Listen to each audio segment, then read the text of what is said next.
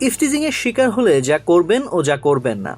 Eve teasing একটি ঘৃণ্য সামাজিক অপরাধ যা নারী ও কিশোরীদের জীবন দুর্বিষহ করে তোলে। এমন পরিস্থিতিতে দ্রুত ও বিচক্ষণতার সাথে পদক্ষেপ নেওয়া জরুরি।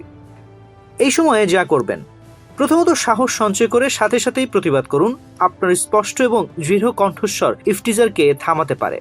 আশেপাশে লোকজন থাকলে তাদের দৃষ্টি আকর্ষণ করে সাহায্য চেয়ে চিৎকার করুন। জনসমক্ষে প্রতিবাদ অনেক সময় অপরাধীকে পিছু হটতে বাধ্য করে। দ্বিতীয়ত, নিজের নিরাপত্তা নিশ্চিত করুন।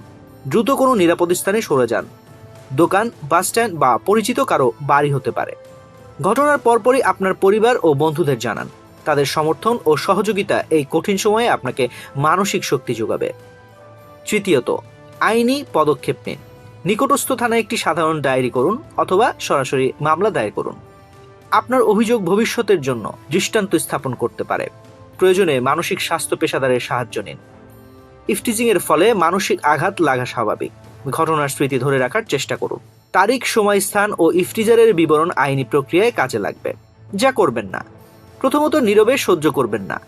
চুপ করে থাকলে অপরাধী আরও প্রশ্রয় পাবে। দ্বিতীয়ত, নিজেকে দোষারোপ করবেন না। আপনার পোশাক বা আচরণের জন্য এই ঘটনা ঘটেনি। ইফটিজিং সম্পূর্ণভাবে অপরাধীর দোষ। তৃতীয়ত, যদি কোনো শারীরিক আঘাত থাকে, প্রমাণ নষ্ট করবেন না এবং দ্রুত ডাক্তারের কাছে যান। মেডিকেল রিপোর্ট গুরুত্বপূর্ণ প্রমাণ। চতুর্থত, আইনি প্রক্রিয়ায় যেতে ভয় পাবেন না। আপনার সাহসিকতা অন্যদেরও সাহস যোগাবে। এরপরেই সামাজিক মাধ্যমে ভুল তথ্য ছড়াবেন না। এতে আইনি জটিলতা হতে পারে।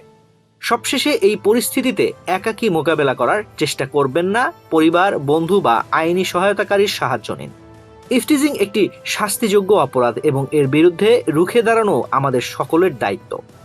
ভুক্তভোগীর সচেতনতা ও সঠিক পদক্ষেপই পারে এই সামাজিক ব্যাধি নির্মূলে সাহায্য করতে। মনে রাখবেন, আপনি একা না। স্বাস্থ্য বিষয়ক এমন নানা তথ্য জানতে ডেইলি হেলথের সঙ্গেই থাকুন।